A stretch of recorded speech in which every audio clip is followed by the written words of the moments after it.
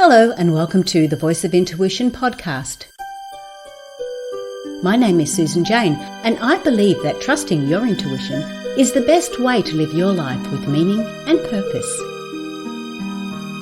Each week you will hear about how you can connect, develop and trust your intuition through the wonderful array of guests we have on the show and my own personal experiences. Join me to understand how your intuition can guide you towards a life full of meaning and loving purpose.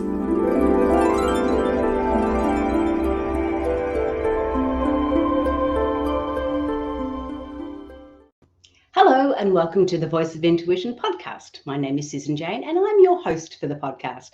Now today we've got someone very special on. This lady is a business coach, but she's got that beautiful spiritual depth to her. And I really like that. We find sometimes we have those spiritual coaches, we have spiritual coaches that really work on that side of things. And then we have business coaches that tend to work on just the business side of things. But with Katrena, she has got that beautiful balance of both. Now, her focus is on that business side of it, but the business side that resonates with you, that makes you feel good. And it's a lot of the talk today we're going to be talking about is about your side hustle or your side business. And that's what I really like. I'm really looking forward to this because, hey, I could get a few tips and tricks from this one. So I want to welcome Katrena to the podcast. Come on board, Katrena. Oh, hello. How nice to see you. Oh, my gosh. Thanks so much for having me. How fun. We're going to have so much fun. Let's go. Oh, yeah. Look out. We do that. And Katrena, whereabouts are you based? I'm based in Umina Beach on the Central Coast, about an hour north of Sydney, where I was born and bred. Ah, so Sydney girl. Okay, Yes, cool. Sydney girl. Oh, that's wonderful. All right. Well, look, I'm gonna get stuck straight into it because there's lots of questions. And look, please forgive me if I tend to focus on myself. It's not that way inclined. It's more about the only questions I can ask, sort of I need to have an understanding of. So I'm going to ask you, I'm going to do some really hard hitting questions. Oh, listen to me, right? Okay, Oprah, get into it. So it's going to be wonderful. But I really like this idea of the side business. I've often seen it when we talk about entrepreneurs and things like that. People will often say, oh, just chuck in your day job and go for it. You know, you've got to do that. And I sort of go, no, we still have to live. We still have to make money to survive. So what I really liked about how you're looking at it and how you focus on it is the fact that hold on to your full-time job or your part-time job or that job that's bringing some money in, and let's get that side hustle working. Let's get that side business moving so we can transition over if that's what we choose to do. So that's sort of the talk in a nutshell. But what I want to know, first of all, how on earth did you get from point A to point B, where you are today? I didn't listen to my intuition. That's how it all started. So about, it's over 25 years ago, I was in my last job and I saw this ad in the newspaper and it was very advanced and it caught my attention because it was an ad in full color. And so it said that, you know, to have your own business as a coach. And I looked at that ad and it felt like, to me, it had my name written on it. It was for me. So, of course, I listened to my intuition because I'm very intuitive, and I met with the guy, and the guy I met with was very strange and unusual. My intuition was screaming, no, no, no, this is not for you, this is not for you, this is not for you. I didn't listen to that. I signed up. I paid $30,000. Once I got into the program, this training sort of program, this development program, they had nothing, absolutely nothing was built, nothing. And all the group started to talk amongst themselves and sort of started to say, have you seen anything? Have you seen anything? Then we sort of realized that it was a bit of a scam. It was a bit of a dodgy situation. And I went to my lawyers and it was a barrister friend that saw me, and he said, I'll ask you a question. Have you learned a $30,000 lesson? And in that moment when he asked me the question, it was like the Matrix. It was like every cell in my body changed. And I said to him, actually, I have. And he goes, great, because you can throw more money after it. You can try and win the case. You can spend a lot of time and money on this, and you probably will win. But it'll cost you $15,000 to get the $30,000 back, which he probably doesn't have. He's already spent it. So, good money after bad. And so I said to myself, I have learned a $30,000 lesson, and that was that I could do it myself, and that I had all the skills, all the training that I'd done over the years was all sitting there waiting to be ignited. And so that was the first experience of listening to my intuition one minute and then not listening to it the next, still going ahead. But at the same time, the intuition probably already knew what I was going to do. It knew there was going to be this big lesson in there for me. And the lesson was, it gave me confidence to show me where I was at in the market compared to him. There was him saying, I'm an expert, I'm fantastic, I'm amazing, I've got all this stuff. He had nothing. So what I did was I ended up developing a program so packed with value in response to what happened to me when I started. So in a way, I'm kind of almost, over-giving and making sure that people get exactly what they need in every aspect of starting a business. So that's why I do what I do and why my program is what it is. It's because I had that experience, and that was not a great start, but it did put me on a trajectory of saying, all right, Katrena, if you're going to do this and you're going to be in business for yourself, you really have to be in tune with what is yours, what is not yours, and who you're meant to work with and who you're not meant to work with. So, the game began, the journey began. I know exactly what you meant. Mine wasn't quite as costly as yours, but mine was a $5,000 one. Yeah. And I did exactly the same. Went in there, and they had nothing. They had absolutely nothing. It was such a scam. And exactly the same. And I did know a lady who did chase it, and she did go through all the court case and everything else to get her money back. But I think I did what you just did, and it was like, well, it was a learning curve because, like you say, we're learning all the time. It's got to get to the stage where you go, enough learning, let's start doing. Yeah, exactly. I'm all about the doing, all about the action. And a lot of clients come to me with 20 certificates. They've been a lifelong student. And in fact, we are all lifelong students. I like to call my people activated lifelong learners. That puts us in the top 10% of the world because everyone else is a 90%er. They're a lifelong learner. They're going to learn and grow just by default. Whereas 10%ers, activated lifelong learners, we're proactive with our development. Now, anyone that wants to start a business or do something on the side, they tend to be in that category because they've got a bit of get up and go, make it happen energy. They've probably got the entrepreneurial spirit singing to them, and their intuition is part of that. The intuition is talking to you. It's a biofeedback machine. So it's constantly talking to you, saying whether you're happy or not, whether this is the right thing or not for you. I think the problem is with intuition is it's inspirational. It's maybe motivational. It might get you to go and think about things from there to there, but it doesn't give you the how-to. And business is probably one of the best personal and professional development programs you will ever do. When you start your business, you're committing to a journey of discovery because nobody knows everything about business.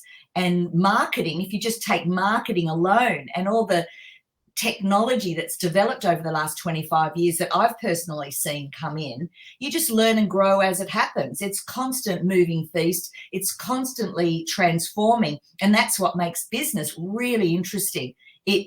there always requires more from you, always. And so you've just got to accept that and know that it's just going to be this fabulous learning experience one day after another. You'll learn on so many different levels. So your customers, your clients will teach you so much.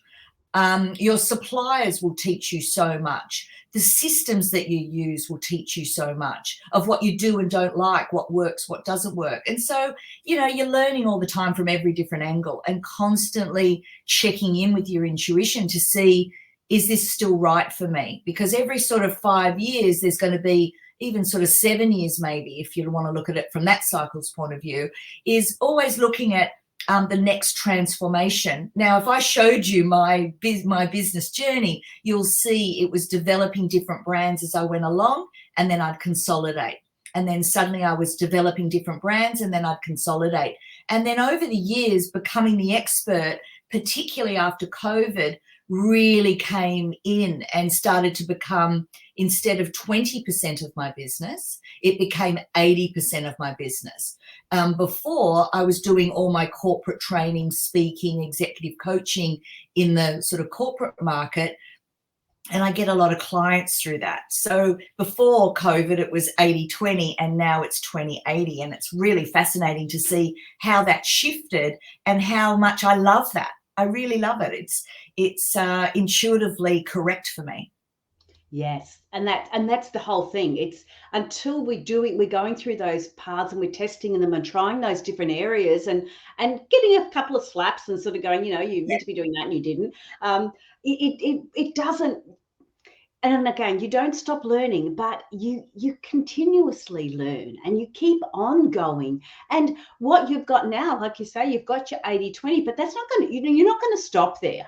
You're going to keep going because, like you say, technology is changing. You don't have a choice. You either give it up or you evolve with it. Yeah. Like my business before COVID was mainly based in Australia with a couple of people from overseas. But through COVID and the use of Zoom, my business now is very international. I've got people working with me in Germany and London, and I've got clients in the US, and I've got clients, the list is long as to where people are located in the world. My favorite at the moment is Sweden. So it's just wonderful to work internationally, Zoom, and we thank COVID for that. COVID, while it was so bad in one way, it was so wonderful in another. And I think intuition is really wonderful to check in with. How was your perception of COVID? Because we can choose to make COVID a real devastation for us. Who did we lose? There was so much loss. There was so much sickness. There was so much fear. Yes, there was that. But then you can also look at it, any of these big changes, any of these big transformations globally that happen, there is always a silver lining that we can either see or not see. And for me, COVID was a blessing. It transformed my business into a true global, international thing, whereas I don't need to travel as much anymore. People still from Australia come up and do their kickoff with me at my home, and that's wonderful. Or I might travel to them and do their kickoff in their home or in a beautiful Airbnb, however we want it. Those gifts are there. That I love that the majority of my business is now all online, and my dog and I just spend the day together doing our work. It's just wonderful. I love it. It's broken down barriers, hasn't it? It's just completely. Yeah, which is really, that's what I found. But I want to ask you a little bit more about business intuition and what is business intuition? There you go. There's a good question. What is business intuition? To me, it's actually having all things aligned. So you've got your heart, your soul, your intuition, your higher self, whatever you want to call it, or however it is named for you. That's the centerpiece, the center of your heart, coming back to the center of your heart. That will always be talking to you. And then you've got your gut instincts, and your gut instincts will tell you this and that. So your gut is very strong for me. So I've always had good gut intuition or good gut instinct. But then you've also got your mind, and your mind is obviously every cell in your body, but, you know, mind, third eye. See, the third eye is here, and that will give you a sense of future. So when you combine your third eye with your heart center and your gut, you'll pretty much be able to tell if that thing is for you or not, or what, you know, if something's a bit off. One of those three things will be talking to you. So either your gut will say, no way, this person is not to be trusted. And then you go, okay, well, I'm just going to ignore that. What does my heart say? And then the heart says, oh, but from an ego, you know, I want to do it because, you know, it'll give me status, or I want to be seen with that person, or that's my heart's desire, and please let me do it, please. And then we go up into the brain and we sort of say from a mental perspective, but to go over there, it's going to cost $2,500. Do you have that money right now? Is that the best use of $2,500? How could that money be spent in a different way? And so when you have those three different type of conversations, you'll make better decisions in business.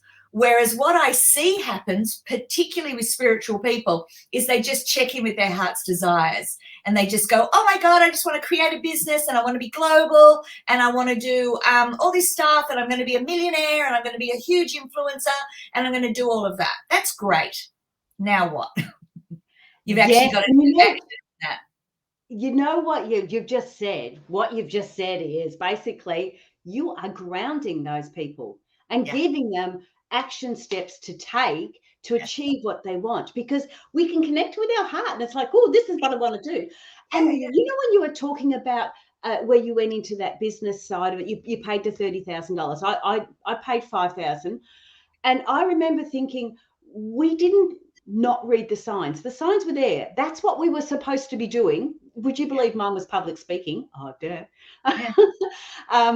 And so that's what we were supposed to be doing, but we didn't read the sign properly to go, hang on, or we didn't connect with our head, like you said, and go, well, hang on, is this realistic? Is this, you know, are we really going to get what you are wanting to achieve from that? Is this trying to swallow that little pill to make everything work properly?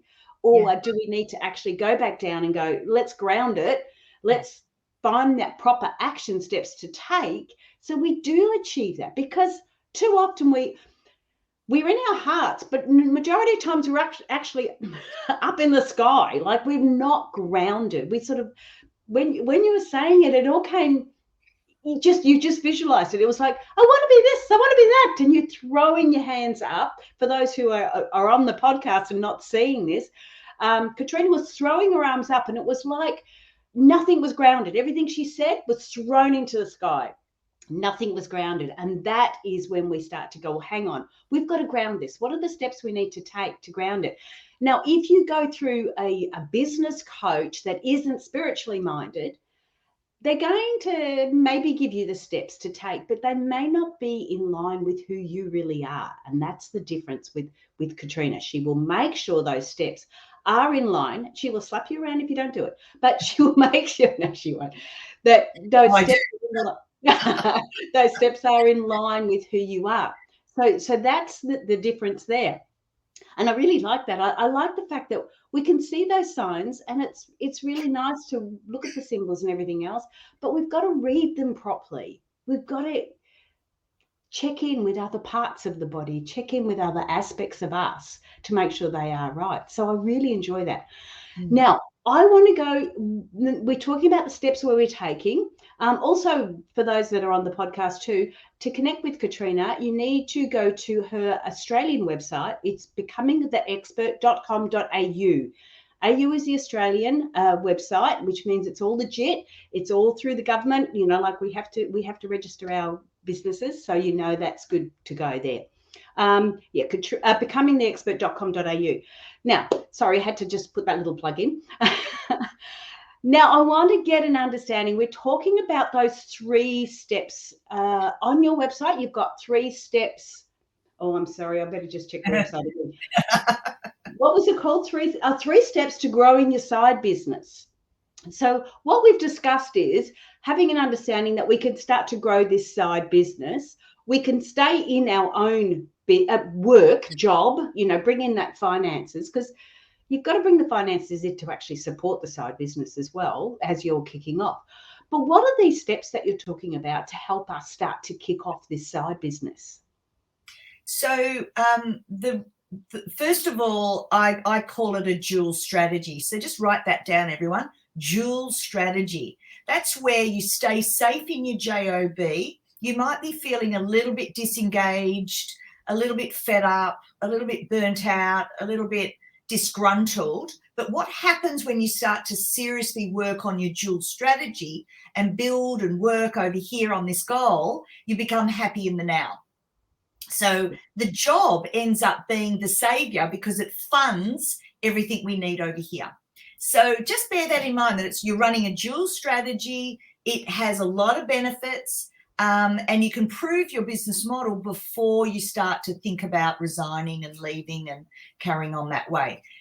We've got to be sensible Sues. Now, a lot of people out there go, just leave your job, build the parachute on the way down, believe in yourself. If you don't believe in yourself, who's going to believe in you? And jump off the cliff and leave your job. What that does is it adds a lot of pressure. The first thing I've seen over the last 25 years is the money is dwindling. They often spend the first 6 months wasting a lot of that money that they do get from leaving the job. The second thing they do is they don't take action quick enough. So again, the money is dissipated and they end up getting under a lot of pressure financially. Now, you can't be creative and amazing, writing a book and speaking and doing all the things that we're going to do together if you're under financial duress. It's a very different energy than what you should be in. You want to be in a very creative, open, trusting type of energy. And you can't do that when you're under financial stress. So I just wanted to say I've labeled it a dual strategy. So just bear that in mind. The first step that we do is we work with doing a book. And the first thing we do is a book, because what it does is it gives you the rigor of your philosophy, like, who are you? What do you stand for? Create the book, do the rigor of the book. And when you come out at the other end as a #1 bestseller, what you've done is you've now collated your thoughts together. Now, I do that for you and with you and help you. But the book positions you as an expert.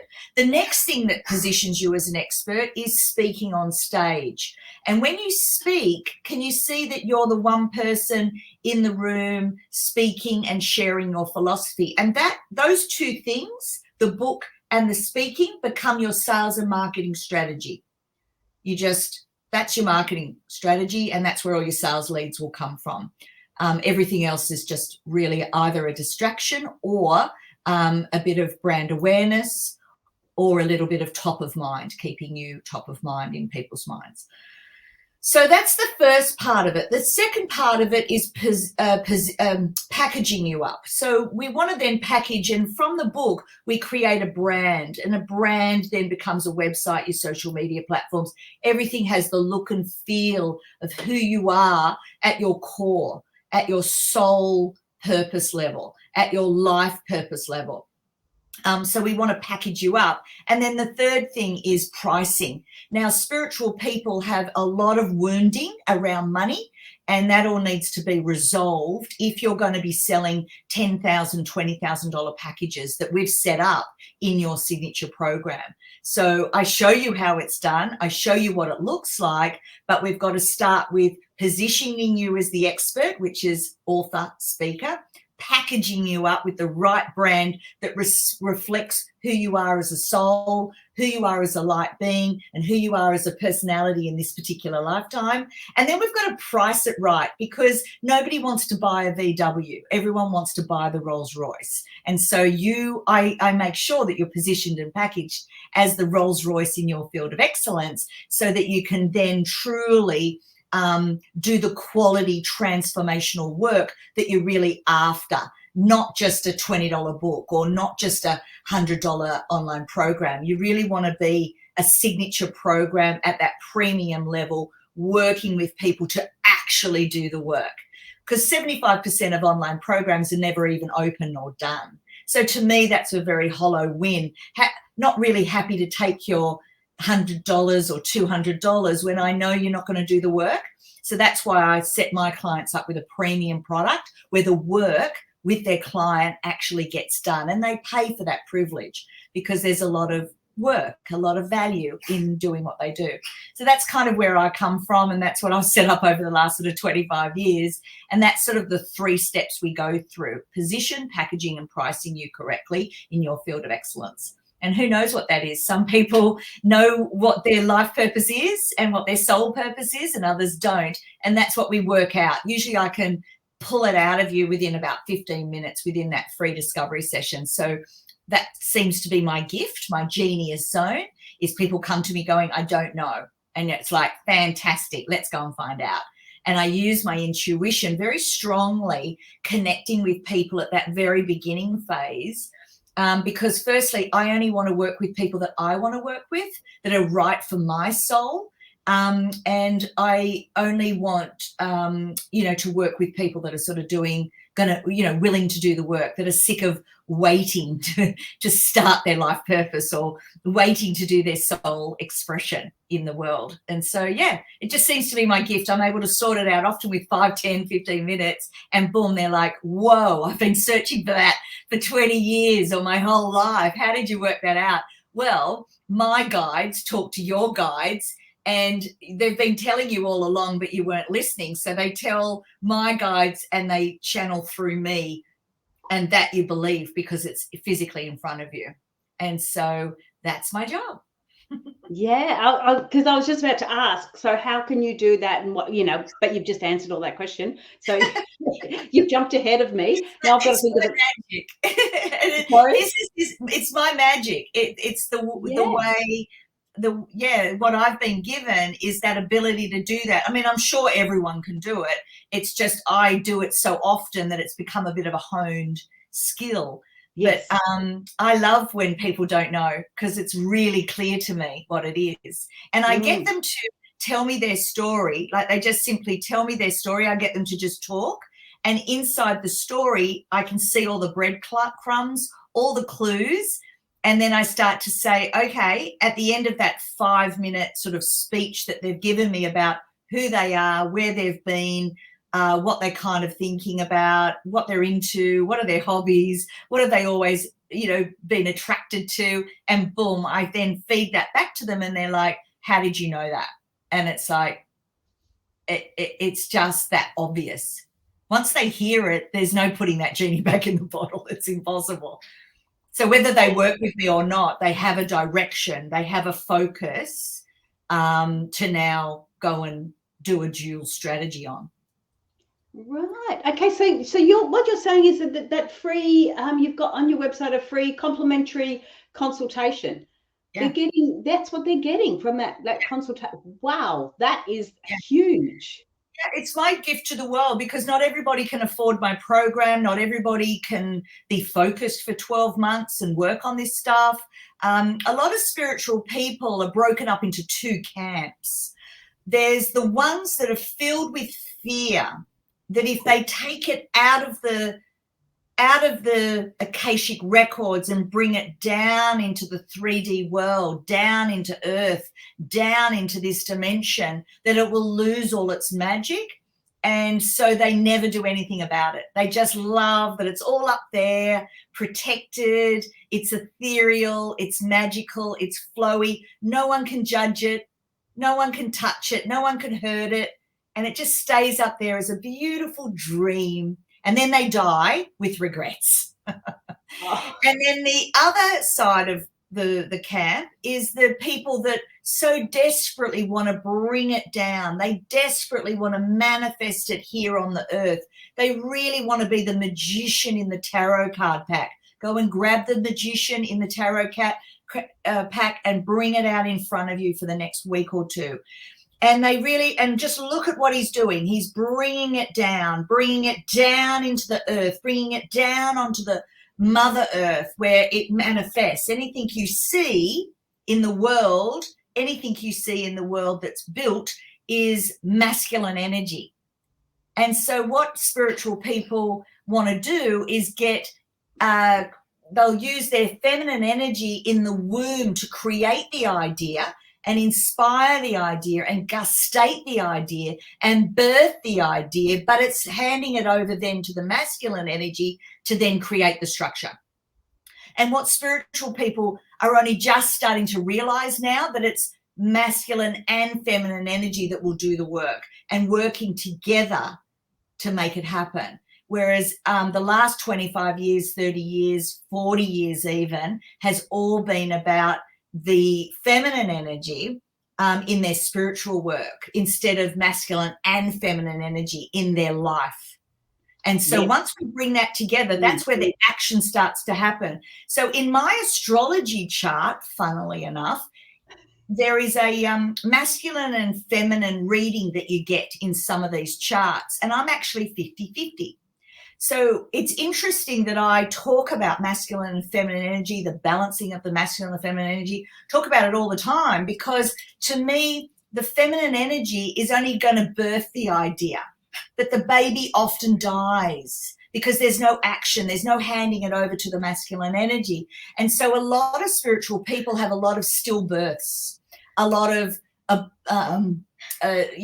babies that are never really born properly. So this is why, is because they haven't got in touch with the masculine energy side of them. So what I like to do is work with both and really balancing those two energies out. And then when you rock and roll with two energies like this and they intertwine, anything's possible. You can do anything. You've got enough get up and go power, focus, action to actually make your dreams come true. Whereas the feminine energy on her own, she just wants everything beautiful and in her womb, and she wants to protect it. And sometimes she doesn't even want to birth it, because remember, in the womb, it's all protected and beautiful. Once you bring that baby out into the world, it is open for judgment. It is. And spiritual people don't want that judgment. But who cares about what other people think? What other people think of you is none of your goddamn business. So it doesn't even matter. Exactly. But it's true that, like, I could remember going through, my 30s, 40s, and 50s and having all these wonderful ideas, but never actually engaging that until I felt comfortable enough to actually start to put it forward and do some of the things. But majority of times it's usually an upheaval. Like you're saying, you're in a regular job and you don't feel comfortable, you're not feeling happy. There's something going on, and that's where we're sort of going, okay, we need to look at something else.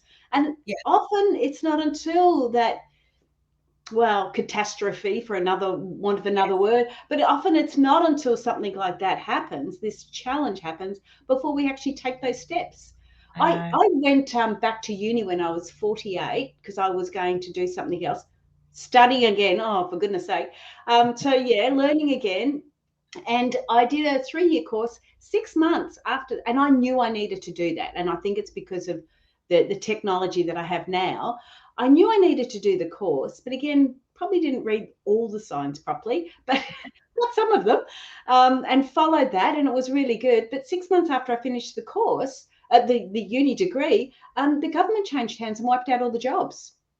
So I've never been able to use that uni degree in the context that it was designed for, like, why I did it. It was health promotion. It's a health promotion. And I studied epidemics and pandemics, but of course none of that was going to happen in 2011, was it?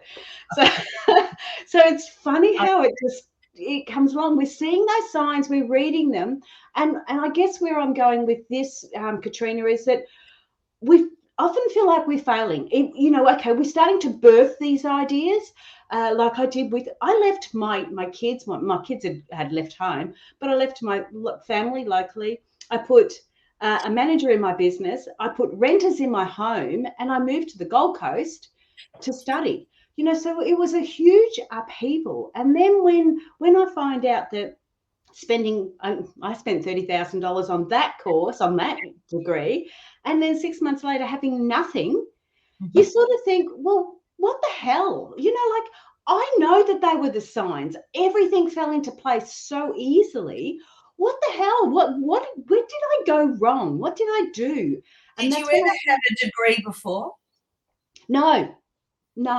Okay, so who told you that degrees will give you a sense of satisfaction, or where was the status for you? So to me, a degree often is a sense of low self-esteem where they feel that they need that status. Yeah, they need that status. Absolutely. And once they've got the brand of status, I just finished a 20-year emotionally abusive relationship.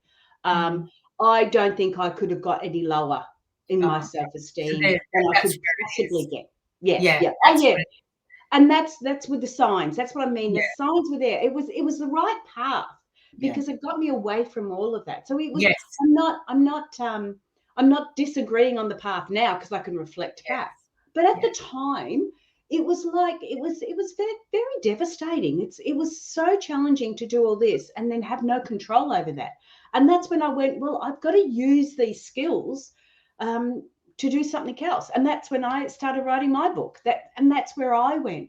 But I guess, like I said, I'm bringing this forward because I want people to understand that you're following the right path. You're following those signs and those symbols, and you're following your intuition. Don't be really disheartened if it doesn't work out the way you perceive it to work out. In fact, it will never work out the way you perceive it. The way I see magic with the universe is I see that we can go and set goals all we like, and the universe just laughs in our face. It's hilarious. They love that these little humans are saying, and I'm going to do this. And if we actually have a look at our life is very intuitive. It's happened in a really unusual and amazing way.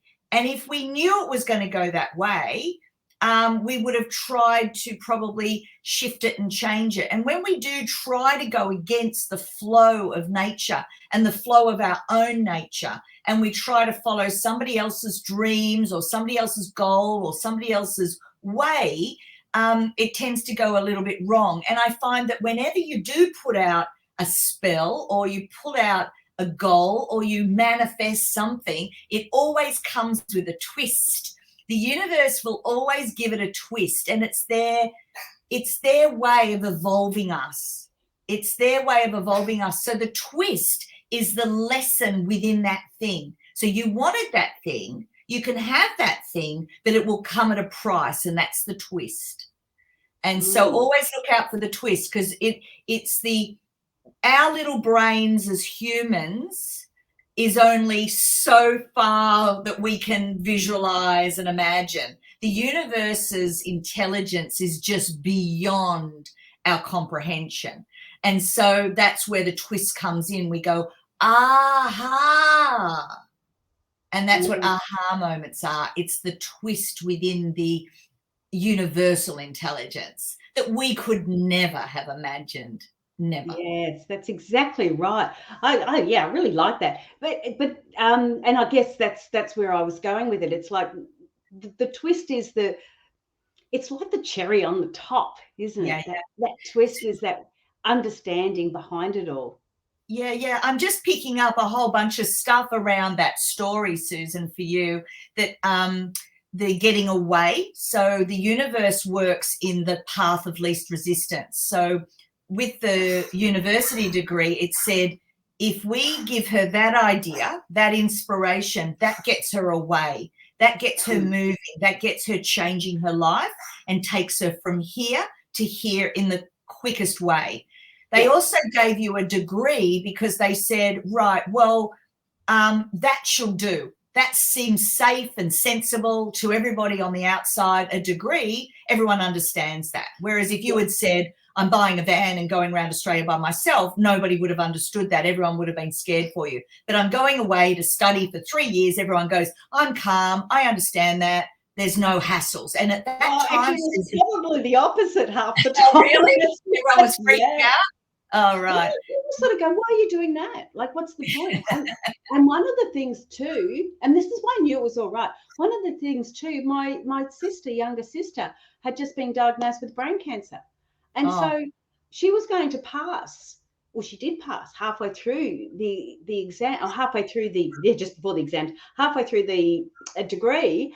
And one of the things that she said to me is, why are you doing that? And that I did double take on that, but I just felt deep down that's what I needed to get me going and to get me pushed forward. I very rarely talk about the degree. I don't use it, very rarely have it there. It doesn't really mean a lot to me. If I have to pull it out of the hat, it's usually for the masculine energy to prove something. But otherwise, it's really strange. But I had a lot of pushback, and I feel the pushback was not about me, but about them. My girlfriend turned around and said, why are you doing that? Like, what if you don't get in? And I said, well, if I don't get in on that course, I'll just do another one. Who cares? Like, the fears that come up for people, it's just extraordinary. Yeah, and getting that understanding between the fears and knowing that's when we do get that pushback, where people will push back and we start to question ourselves. But I know, as I say, the ducks all lined up. I needed to go there, and I thought it was to get a degree. Obviously, it wasn't just to get a degree, but that is how it helped me. Yeah, it gets so much more. What it says to me when I hear that in the clues, I hear discipline, and when she starts something, she will finish something. So that tells me that you're a serious player and that you're worth investing my time and effort into, because when you start something, you will complete it. Whereas a lot of other people are a bit flaky. They start a whole bunch of stuff and never finish anything. They've got shiny pebble syndrome. And so a big degree like that, something that's 3 years in the making, really says a whole bunch about who you are and how you understand what it takes to complete a project from A to B. And I will put my hand up and say, my book, it was shocking. Degree, isn't it? A to B, but you finished it. You did it. Yeah, and I have had it redone and republished and everything else, and it's fine now. But yeah, definitely wasn't an Amazon bestseller. But I also understand the concept behind that too now. But yeah, it's really interesting. So we haven't got a lot more time left. I just want to just ask a little bit more about becoming the expert. Why is it so important to become an expert? Because sometimes we look at the word expert and you sort of go, oh, bit up themselves, like. And that's an Australian saying, so sorry for the people in America. It's like you're better than everyone else, which actually you are. But here in Australia, we do have that tall poppy syndrome where they like to cut you down. So when you're saying becoming an expert, what does that mean? Like, why is that important? It's a really, really, really, really, really good question, because a lot of people will be unattracted and repel that concept because they think, oh, I'm not an expert. I can't do it. I never want to label myself an expert because we have the tall poppy syndrome. In the spiritual world, we have to be humble and modest for the rest of our lives and never stick our head above anybody else. The way I explain it to get my clients over that hump, because they need to get over that hump. I can't just leave them in that belief, because that belief is not true. What I want people to realize is it's becoming the expert in your field of excellence.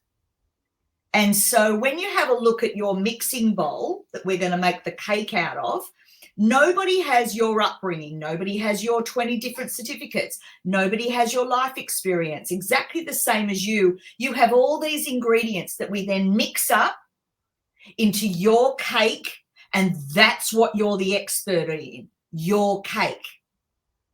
And so once you realize that it's not about anybody else, it's not about saying you're better than anybody else, only you know your story, only you know your expertise and the way it's put together and clicked in for you. This is your cake.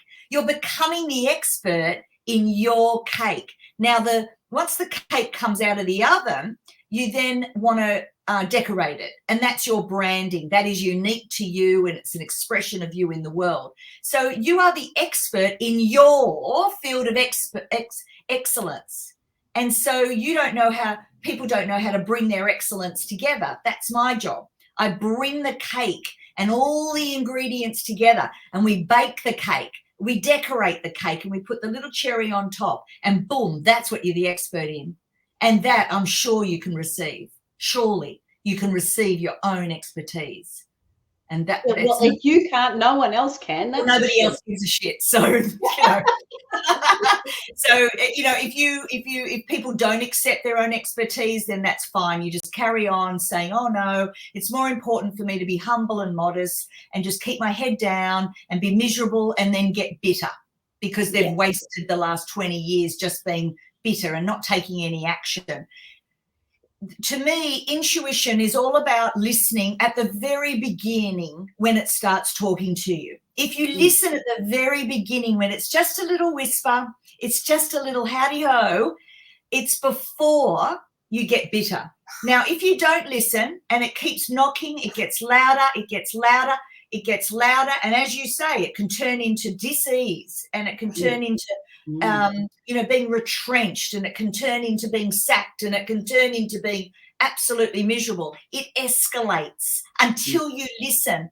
Now, humans, for some reason, require pain to change, require pain to take action. Don't be that type of human. Listen to the little tiny whispers when it's saying, are you feeling a little bit bored in your job? And that's the beginning. Boredom is the beginning of a change. Bitterness is the end when you've left it for 10 years. That's not the time to make changes, because you go out into the world and try and build a business based on your bitterness energy instead of your boredom energy. You want to interview for new jobs, or you want to build a business in this energy. Like, I'm a bit bored. Oh, let me have a think about what do I want now? What's my next chapter look like? And it's all really exciting and curiosity. Whereas if you leave it for 10 years and you're like bitter and you're like, nothing ever works out for me and everyone else can do it, but I can't do it. And who am I? I'm so humble. I'm so modest. Aren't I amazing?